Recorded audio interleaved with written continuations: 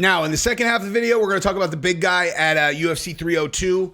I would highly encourage you to watch that part of the video if you want to see how I think about like things that actually matter.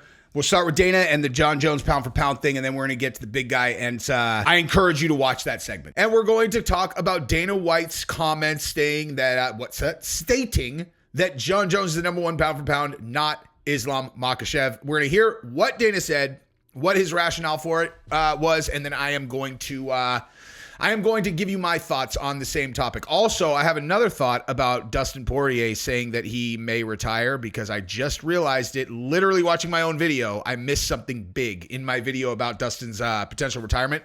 So that's what we're going to do. Actually, I'll start with the Dustin thing. And then, man, we're going to go deep on Trump, though. You're going to go deep on Trump.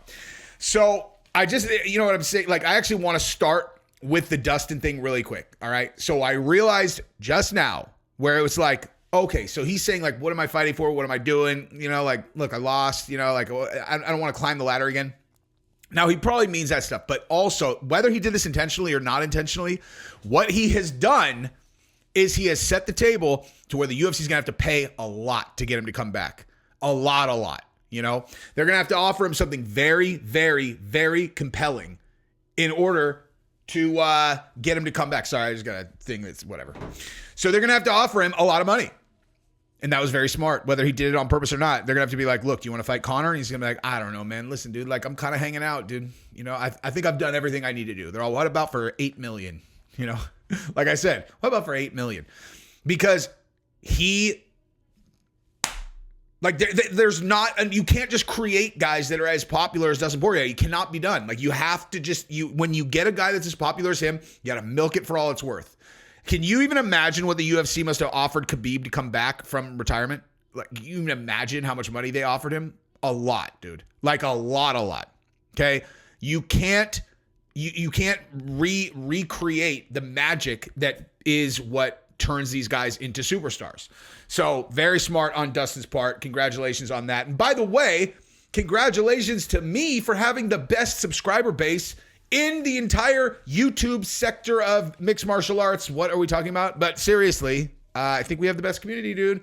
Got a bunch of little rat trolls that everybody likes to bag on in the comments. So if you want to be one of the, thriving members of my crew, find a troll in the comments and light them up, dude. It's really fun. And then all of you guys, please subscribe to the channel so that you can be an official member of the Jesse on Fire team. And then like this video. All right, so let's talk about Dana and the Jon Jones thing, and then we'll talk about Trump coming into 302 and how amazing that night was for him. Like, it was amazing. All right, so let's start with what Dana White said about Jon Jones and Islam Makhachev and the number one pound for pound ranking. I'll tell you what I think, and then I have some thoughts about Islam Makhachev that I want to talk about specifically. Rogan on the broadcast called Islam the perfect lightweight, and they're just the size and style of fighting, just his fight IQ. I'm curious, like, where do you rank him in this pantheon of lightweights that we've seen over the years? Yeah, I think he's one of the greatest of all time. I think he's incredible. I don't think he's the pound for pound best fighter in the world. For anybody to call Islam the pound for pound best fighter in the world when Jon Jones is still fucking fighting is nuts and shouldn't be ranking in the pound for pound or doing any of the fucking rankings ever, if that's what you really think. Jon Jones has never lost a fight ever. He's fought all the baddest dudes in the world. And then when you think about what pound for pound rankings really mean, he moved it up to heavyweight and destroyed the best guy in the world. As long as Jon Jones is still fighting, active, and in the rankings, yeah, nobody's pound for pound best fighter in the world. Well, just to go back to Islam. Okay, he said two things right there. One of which I completely agree with, the other one I don't. I'll start with what I agree with. The pound for pound conversation, there is no conversation there. He's 100% right about Jon Jones, period. Okay, there is no argument there. Jon Jones is active. He's the heavyweight champion, and you have to understand what pound for pound means. Like he said, okay, if the question was, who is the most dominant champion in their respective weight class, that is Islam Makhachev. Okay, that's Islam Makhachev for sure. Most dominant in their own personal weight class. Pound for pound is a different thing. Okay, as much as people can speculate that he'll do very well at welterweight, he hasn't proven it yet. It sounds like that's his next move. If Conor doesn't start, Chandler, and somehow Conor ends up fighting, Makhachev, I don't think people will even understand how much the landscape shifts instantaneously if Conor goes out and actually does that. But nonetheless, right? Jon Jones, went his entire career undefeated at light heavyweight, and then he went up and fought for the belt at heavyweight and made mincemeat, made easy work of Cyril Gane. Now, the only other part that I was going to say I don't disagree with is he said Cyril Gane's the best guy in the world. And that is not true. That's just not true. That was obviously not true because Francis beat Cyril Gane with one leg. That said, no one else has been able to do anything even remotely near to what John Jones did to Cyril Gane. And Francis, it took him 5 rounds. He lost the first 2 rounds and then kind of had to wrestle fuck him for 3 rounds to get a decision. And obviously that was not even remotely close to as decisive a victory as John Jones had. But again, I just want to stress this. I know this to be a 100% fact because I knew for a month before he fought that he had a torn MCL. That's absolutely confirmed. Torn MCL. The orthopedic surgeon in LA, the specialist who did Jamal Hill and Kobe Bryant's calf reattachment, he said he can't fight. He's like, he can't fight like this. And he went and fought him anyway. So that is a legitimate asterisk next to the performance that Francis had. But John Jones went out there and made Cyril Gane look like he was not even there, And he had obviously Cyril has a big gaping hole in his game. He has been able to not allow people to take him down very often. And obviously defending against submissions is kind of not really relevant if you're able to keep it on the feet. But I mean, John Jones just literally was like, oh, you don't have that part of your game? Well, here, this is easy. Choke. For that fight camp, Cyril tried to hire my professor to come out to France to train him. Victor Hugo, pictured next to me, was he's one of my jiu-jitsu professors, one of the most elite jiu-jitsu ultra heavyweight black belts in the world. Number one, I believe. He's won like 4 world titles at IBJJF, maybe 5 actually.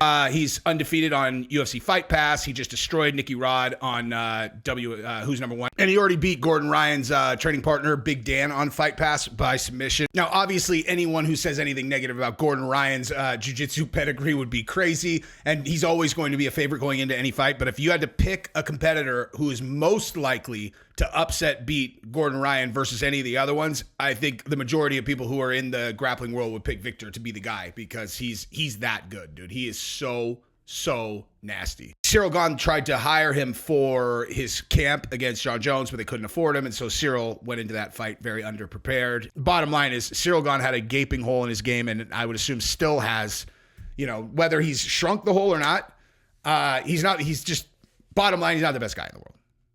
John Jones, if John Jones fought Francis, then you have a conversation about who the best guy in the world is. And I wish we could see that fight. Oh, and Tom Aspinall. I think Tom Aspinall puts it on Gane pretty good. Because if John Jones can grapple fuck Cyril Gane, so can Tom Aspinall very easily.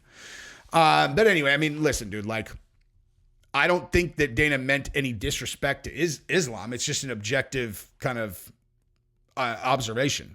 Speaking of Islam Makhachev might be the most complete fighter that I have ever seen in the UFC. The only person I could think of that's in the conversation is GSP. He is an expert, specialist in everything, in literally every single facet of the game.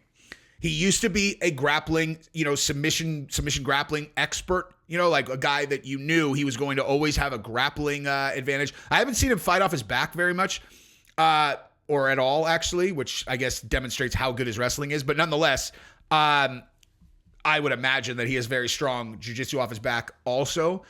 But in every other facet, he has been battle-tested, and there's nowhere where you're going to have an advantage on him, no matter who you are. No one has an advantage anywhere, And the fact that his grappling is so dangerous really cements that because you can't get kick heavy. If you get kick heavy, he's going to snatch your leg and he's going to take you down, and then you're in a world of hurt. And so you're basically stuck boxing with him, and his defensive striking is absolutely elite. You guys know he has, at least the last time that I saw this stat quoted, which may have been a few fights ago, he had the best statistics in terms of getting hit of anyone in the UFC since his knockout. He got clipped, got knocked out, and since then he became literally the most effective defensive striker in the organization. I know people probably want to talk about Sean Strickland. I don't know exactly what the stats are, head to head, but Islam was number one. And now, he's developed into this incredible offensive striker also, It's one thing to not get hit. It's another to be very dangerous in terms of the attacks that you throw. I mean, that is exactly how any of these martial arts really breaks down. It's a complete art, but there is the offensive side and the defensive side of any part of it, the grappling, judo, striking, any of that. And Islam, it was really interesting to watch him develop because you saw exactly how it developed. He made defense his priority and he got exceptional at that. Then he moved on and his offense got better. And now from a base of perfect defense, he is such a dangerous striker. Like, that's what I saw last night. I mean, that was exactly what I saw last night, because Poirier in those slugfests, dude, you get tired, and like in those later rounds, that is Poirier's world. And he still didn't make a single mistake, really. He got caught with that elbow. I mean, obviously he got punched, but no big mistakes. No big mistakes where he got rattled. No big mistakes where he got hit with a big shot. None. He is incredible. And he fought it takes such an amazing amount of discipline to keep that up through 5 rounds, through exhaustion, through having your guy in terrible positions, and then you use your energy up and he escapes and you don't get frustrated. You stay composed and you don't get caught. I mean, he's amazing. He is amazing. My own jiu-jitsu, like the way that I've always thought about, like how I'm, if you're a long-term, like if you're thinking long-term jiu-jitsu, you need to have like a plan. You know what I mean? Now, I will say that it benefited me that, when I started training 4 years ago or whatever, like I was old enough to have a very grown-up view of this, where I'm like, okay, 10 years to black belt, I can do 10 years, like, so I'm 4 years into a 10-year journey or whatever, and I'll train all the time. But like, I'm like, what's my vision of how I beat guys? Like how do I turn myself into someone who can compete with anybody in the world? And it's like, well, I'm on a team with guys who are literally the best guys in the world. The guys I train with every single day are literally the best guys in the world. And it's like, okay, so I'm not going to be able to develop offense against these guys, but I can definitely develop world-class defense. And so I've always, when I've rolled with these guys, my goal in my head is it is the way I'm winning is developing defense. If I can keep a guy who is literally the pound for pound number 1 in the world, my weight class, black belt division, for the last however many years, if I can survive against him, then that means that my base setting for my defensive jiu-jitsu is going to be second to none. And then from there, I can develop offense. Because if I'm impenetrable, then, they try everything. And then I can, exert myself offensively against them. Like that is my methodology in jiu-jitsu, 100%. And, it's like, so the way that Islam fights makes perfect sense to me, where I'm like, I understand exactly how he approaches that. And so watching him do it at the absolute pinnacle high level, for me, I love watching that. It won't take that long that you can make yourself into a tough round for anybody. Anyway, so let's move over to the Donald Trump story here, because this was amazing. I want to show you this video clip and how these guys covered this, because even they couldn't even pretend that anything was going on there except for absolutely 100% wild support for him. It wasn't a political rally, but former President Trump found a warm welcome last night at a UFC fight in New Jersey. President Trump, you're the man, bro. It is a damn travesty what they're doing to you. MMA fighter Sean Strickland taking a selfie with Trump in his first public appearance since a jury found him guilty of criminal charges. Now, I want to stop right there because they're about to say something that I need to comment on, but I want to say this. I thought it was amazing that everybody behaved the way that they did with Trump, like close to Trump. Now, obviously, all these guys, are big, supporters of his, but I thought, given what he is going through right now, the way that people approached him, it was very clear that everyone was like, we're with you, man. Like, we're with you. And I think it really meant a lot to him, because when he came in, he looked tired to me. Okay? Tired. And you got to understand, like, why does he resonate with us so much now? And if you're a person who hates Trump, that's fine, dude. I mean, I personally don't understand how that would be the case at this point. But if you got your mind made up about him, fine. That's your right as an American. But what I'm telling you is, like, the reason that he aligns so much with us, with our community, is because he's a fighter, man. Like, look at what he's going through. You guys understand, he got cracked for a $500 million fine, an $80 million judgment, now convicted of a felony that is complete nonsense. He's facing jail time. He's got these other cases in these other states. And you understand, their goal is to bankrupt him, to take everything he has, all of his money, all of his property, and throw him in jail. That is what they are genuinely trying to do. That is their end game. That is what they are putting on the table. All he'd have to do is drop out of the race and it all goes away. All of it. That is what's happening right now. And he still won't drop out of the race. If you don't respect that, then I don't know what you're looking at. Like, he is a fighter. He won't quit. He won't tap. And all of this is being done unjustly, as far as I'm concerned. I mean, it's never happened to any other former president in the history of the country, and he's facing how many different cases? And you're telling me it's because he was such a ridiculous criminal? Yeah, right. Okay?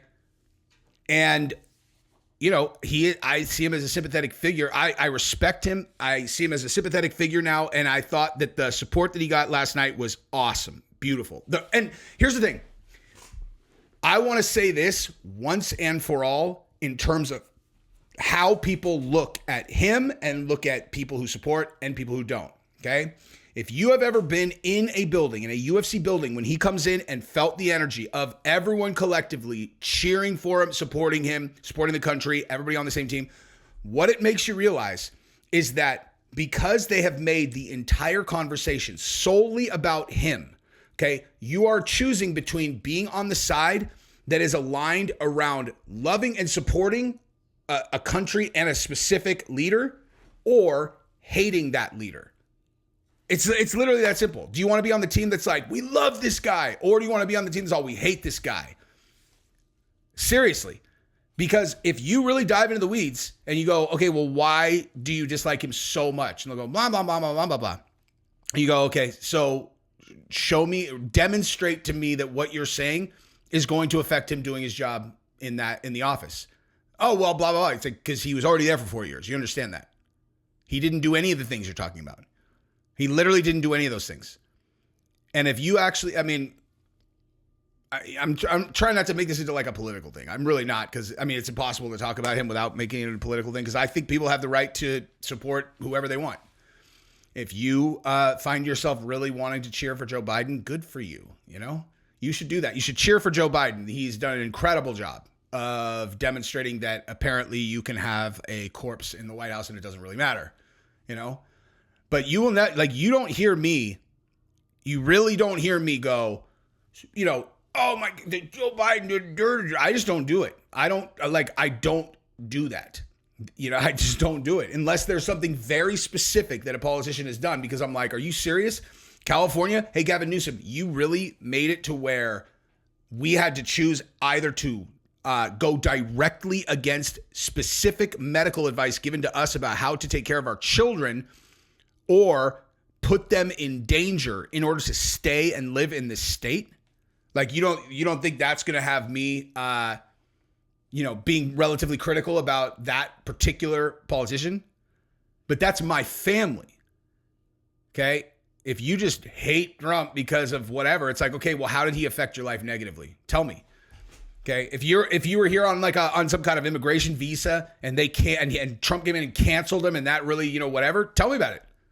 Because then I'll be like, okay, that makes sense. Why you would be, why you would feel negatively towards him. But when you see where this is and the level of coordinated attacks against him, against his character, against everything, they want to destroy him.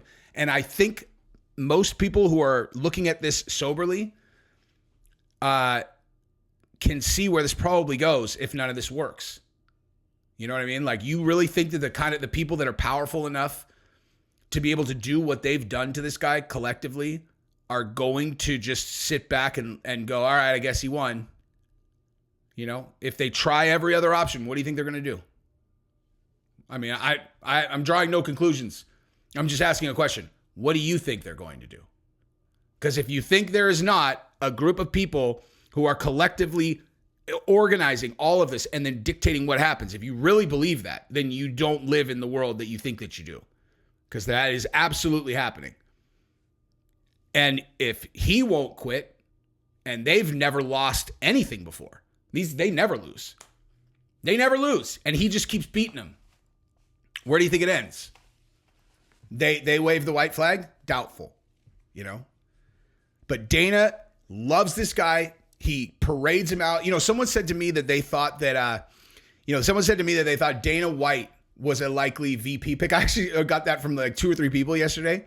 And I'm like, Dana White is absolutely 100% not going to do that. And also, you know, the big guy is smart enough to know that nothing could be more valuable to him from Dana than exactly what he's doing. You don't want him in politics. You don't want Dana in politics. You want Dana right there where he can walk you right into a crowded arena of people and you can demonstrate the reality of how popular someone is. Because you can say all day long on Main Street, oh, everyone hates this guy. His approval ratings are, 2%. Oh, is that right? Hey, why don't you go to a UFC event where he walks in and then tell me what you think he's polling at? See how accurate you think those polls are. Because when I've been in there, you're talking 99% support and screaming passionate support. Okay? I don't think that there is a strong argument that there is some like specific political leaning of all UFC fans, right? Like, or like before all of this, they're like, oh, all UFC fans, we're obviously always conservative. That's not a thing. So what you're seeing here is you are seeing a large amount of people. Now, obviously the people who like UFC do kind of like tend towards like, manhood and like respecting like guys who like, I don't know, are capable of making their own decisions and like, you know what I mean? But that didn't used to mean you belonged to any specific political party. It does now. But I don't know, man. I just thought it was amazing yesterday. I thought the support he got was awesome. I'm glad that he got it. And I just can't exaggerate how incredible I think it is that he still has not quit. I don't know what I would tap out to. It's like they've got me in court. Like, think about how easily people fold to court cases. Okay, let's settle, or to jail, or to threats of jail time. We'll take it to trial. Well, if you go to trial, you're facing 8 years. But I really didn't do it. I mean, most people don't roll the dice. All he has to do is just drop out and just go be a billionaire, start his own network, do whatever. He'll have just as much influence. He's like, nope, I'm gonna be president. I'm gonna do this thing, and I'm gonna help the American people. And he's already demonstrated over 4 years that he genuinely does care. It's not like he makes every decision right. No president does. But the things that he has done were done in furtherance of helping the collective country. And all you have to do is just listen to him talk, let him tell some stories, and you're like, oh wow, all right. Like General Milley said that the better way to withdraw out of Afghanistan was just to leave all the military equipment there. And Trump was like, why? And he's like, it's cheaper. And Trump's all, it's cheaper to leave $80 billion worth of military equipment and weapons over there. I mean, like, you mean that the military, the defense contractors want us to spend $200 million or $200 billion to replace all that stuff? Is that what you meant? That's why they want them out, dude. Because what actually has been going on is these corporations extract money from the American tax base and have been doing it forever. And Trump is looking at it like business. He's like, okay, I'm going to run the United States like a corporation. Why would we get rid of all of our military infrastructures, like equipment? Why would we just leave it there? It's like, oh, because we can buy more. What? Why the fuck would we do that? Would any construction company just leave all of their equipment on a construction site and just go buy more? How would that company stay in business? It's like, well, it wouldn't. You're like, right. And we have a $34 trillion deficit. Debt. Why do you think that is? Because of years and decades of them extracting our money and running this country as if it is not run like a corporation. He comes in and he's like, no, we can't do this. We have to actually run this like a well-oiled machine. And they are going to trying to destroy him for it. And if you recognize that that's what's really going on, because it absolutely 100% is exactly what's going on, then explain to me how you're not on our team. Oh, because you don't like his personality? Well, grow the fuck up, dude. You don't know any of these people. You don't know these fucking politicians. You don't know any of them. So your opinion of his fucking personality is idiotic. You don't know him. And guess what? Whoever politician you think you don't know them either. So do you want to keep running your country the way that a construction company that leaves their equipment on every single construction site just give their equipment away to whatever building hired them to build something? You just give it to them afterwards? Does that make sense to anybody except for the fucking manufacturer of the construction equipment? Grow the fuck up, dude. Don't even get me started on Big Pharma. Don't even fucking get me started on that. Smarten the fuck up. Get on the right team, dude.